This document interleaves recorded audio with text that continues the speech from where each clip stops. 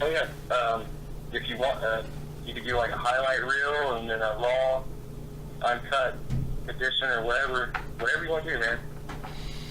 All right. I'm down for some discussions. I just invited my friend, she's my friend, but she's my cousin, Hayden, to your page, and she seems pretty interested. So okay, cool. She'll get to hear it. Is she religious or non-religious? She's religious, and but she's accepting of me more so than the rest of my family. That's really good. Yeah, that's morality is key. Yeah. I mean, even I was raised by my grandparents, and they gave me pretty good morals. Even though that they're Christians. I mean, Christians. I can't even just say Christians. A lot of religions, they have a lot of good moral values, but it's because they pick and choose the things that they follow and the things that they don't out of their books. Mm-hmm. I mean, back in the day, you could, beat your wife or have her stoned and there's all kinds of stuff, and, obviously that's not okay now, so we don't teach that. They don't teach that nowadays. But the good morals, I can't deny the fact that I was taught good morals from a Christian family. Yeah. I can't deny that, do unto others as you would have them do to you, I still live by that. I still live by a lot of the morals that were handed down to me from my grandparents, even though I don't follow that religion. Well, funny thing about that saying, that's actually from Confucius. Oh, is it? Yeah, I believe, I could be wrong on this, 500, maybe 900 BC. Okay. Yeah, they kind of borrowed from that one. So the golden rule. Yeah. Happy Easter, by the way. Oh yeah, happy Easter. It's just all rabbits and chocolate over here. We we partake in the merriment and the fun and stuff like that, but it's rabbits and chocolate. I always did find it funny that not to offend anyone, but I did find it strange that they'll call it Good Friday, but this is the day that their character that they look up to was chastised and tortured and Right. So that. There's a lot of conundrums in religion. It's like, we will celebrate, I don't know, just make up something. Somebody might celebrate Michael Jackson's birthday or something, but I don't see people celebrating the day he was found dead, or something like that. That doesn't really make too much sense. But, to nationalize it on a calendar and do all these other things, it's like, well, wasn't Easter enough? Now we have this... and I thought he was dead for 3 days in rows, but if it's Good Friday and Easter Sunday, I mean, that doesn't make sense to me, but excuse me. Yeah, it doesn't add up to me either. But I used to post a lot of thought-provoking religious memes and stuff on Facebook, but I've kind of gotten away from that. And the political things, man, it became so much of I was putting so much energy into it and not getting any real results, I guess. It's not like I'm out here converting people into atheism or anything, or de-converting them from there you go. Christianity or anything else. So all it was really starting is a bunch of hateful comments.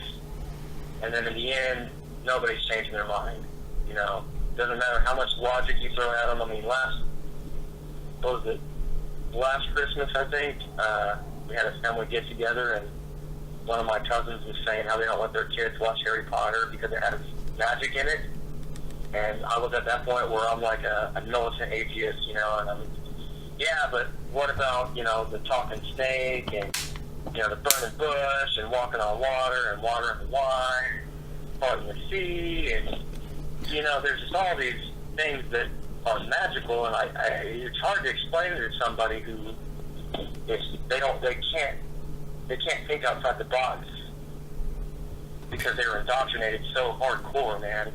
Well, that's where I would say, you know, what about the TV itself, you know, or what about your ability to understand the difference between reality and what you're calling magic? I mean, just, you know, Right. Cognition and consciousness itself. I mean, would you consider that to be magic? You know. So, Right. One thing I always like to go back to and say to people when they, you know, when we're talking about this kind of thing is, you know, magic is the lack of understanding behind the mechanics of what you're observing. You know. right. And until you understand it, it's magic. And then once you understand it, it becomes science. You know, back in the day, we used to think that the Earth was the center of the galaxy and all those other things, and, you know, we've kind of thrown that away because we understand it better, you know, or even back, the Mayans, I guess, you know, they used to sacrifice people so the sun would rise again the next day, and the people thought that that was magic or religion or whatever, not understanding that there's science behind it. They didn't have to do that, and they were basically being controlled, you know, kind of like we are today, I guess. Well, hey, you know, you said that, you know, you kind of sounded like you were a little discouraged from, you know, applying logic and reason in your area because, you know, you didn't feel like you were deconverting anyone and you weren't seeing instant results, you know. Think of it like you're, you know, there's a saying, you know, a man convinced against his will is of the same opinion still. You know, you think of it like you're planting a seed. It might not bear fruit in your lifetime, you know. I've used the analogy that I was kind of taught, you know, when you're a Christian, you're supposed to go out and plant seeds, and, you know, hopefully they'll grow eventually. And I've thought about that so many times. Like, I'm doing the same thing, just on the other end of the scale, you know. Yeah, or you could say you're digging up those seeds. It's just hard to find those seeds. I didn't grow. We're gonna plant some new crops. Well, you know, this is always a good, you know, dick on the table kind of a converter, but or maybe they won't tell you to your face, but I mean it's something that it's kind of irrefutable. And I know that a lot of, you know, Christians, they don't go out and look for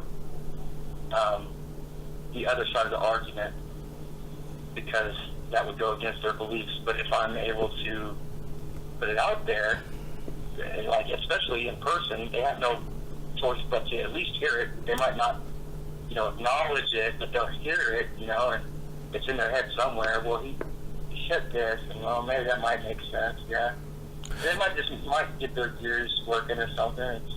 Yeah, I mean, this is something. I mean, there's two things that, you know, I typically I won't get into huge debates. I can usually avoid them just by these two premises. I'll start with the more robust one. I typically say if a God can do anything,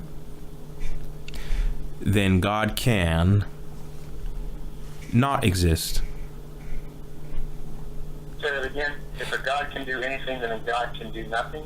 If a God can do anything, then God can not exist. And they say, well, what do you mean? And I say, well, isn't it possible that your God could have, you know, in your belief, created everything while not existing? Right. Yeah. You know? I guess I never looked at it like that. And if you say, well, yeah, so you're saying that it's possible that God cannot exist. I say, well, no, that's not possible. So there's something that God can't do. You know, so then it's they have to agree, basically. Then the other one that I say is, did God choose to exist? If you say no, then that means God was forced to exist. And if they say no, he wasn't forced to exist, you know, God just always existed. And I say, oh, okay, that's the answer I'll typically get, that God's just always existed. I say, okay, that's fine, but did God choose to do it? Did God want to exist? Yeah, if he had a choice, then he would. he chose the other way. Well, right. So, but it's an infinite regress, because then you would have to say that God existed to choose to exist, to choose to exist, to choose to exist, to choose. You know, it doesn't. You know, it's messy. So if you know, it sounds like a really messy argument. I'm sure a lot of people get upset at that one. If you say yes, God chose to exist, then God would have to exist to be choosing. And if you say God always existed, to get around that, I just say, okay, well, did God have any choice in existing? Did God want to be a God? And then that will typically turn into, there's some things we're not meant to know. And I say, but you seem to know you seem to know all of this. And if you don't know any of this, then if we can't start at the follicle, then how do we go on? So, I mean, those are the two arguments that I'll typically say, is that if God can do anything, then God cannot exist, and did God choose to exist? It's a conversation ender. But yeah, you might want to try those out. Yeah, that sounds good. Is that something that's on your page, or? Yes, I have two memes actually. Those, I don't like to do too many religion memes because you have to be careful, but I do have those two in particular on the page. Okay, I gotta look for those, man, because it sounds good. Now those will get people pretty angry with you, but they're not angry with you. They're angry at the question, right? Because they're not spiteful questions. They're not angry. They're not saying, hey, if Satan is killing all, torturing all the bad guys, does that make Satan the good guy? You're not saying that. You're saying, did God have any choice in the matter? A third one that I'll use, I mean, I don't know if you're interested, but a third one that I'll use, I don't like to use this one because it comes off condescending, but this one is, does God have free will? And the religious person will just almost over-eagerly say, oh, of course, yes, and they'll just kind of be, spurting it out. But then I'll respond with, well, God can't have free will if he's omniscient, if he knows everything that's going to happen before it happens. There would have to be a period of indeterminacy for God to, in which God actually had options for him to be a free personal agent. For example, if God knows ahead of time he's going to drink Coke and not Pepsi, then when he's presented with that opportunity, he's not choosing to drink the Coke, he's fulfilling some destiny. If he can never escape this, then he doesn't have free will. And if you say, well, he could just change his future, it's like, okay, well, then he would have to know that he was going to change what he knew he would know before he knows he knew he would know it. That's right. That's pretty deep, man. That's pretty deep. That's good. Right. So, if we agree on the first premises that God would be constantly having to change his mind before he knew he was changing his mind, just to satisfy the ability to say he has free will, if we agree that that's just ridiculous, then that kind of limits God's omnipotence, the ability to do anything. Yeah. It's, man. And I can hear the answers now. Well, we just don't have the answers. Which is with the same position that atheists are in. Yeah, of course, but we're okay with not having the answers. They feel in need. Right, but all you have to do is get them to give the same answer that an atheist would give, and they realize that you're not too far apart. That's good. You got a good point there. And, so you take away the free will, you're hurting the omnipotence, right? Because the omniscience hurts the omnipotence. Once you take away the omnipotence, you're kind of affecting the omnibenevolence, because God is not able to do all good because he can't do everything, and he can't know everything because he's constantly changing his mind, and he doesn't have the free will to do anything. So it just kind of crumbles the whole thing. But I don't typically use that one. I don't go straight into that one unless somebody's open-minded in that conversation. I'll just typically stick with the first two, because like I said in the beginning, that one kind of comes off condescending. That might make them run for the hills, So. Right. Man, it was good talking to you. You got some really good points. Really good points, man. I'm gonna have to give you another call someday. Yeah, feel free. I'll let you know just as soon as I have this posted. I have a couple things I got to take care of today, though.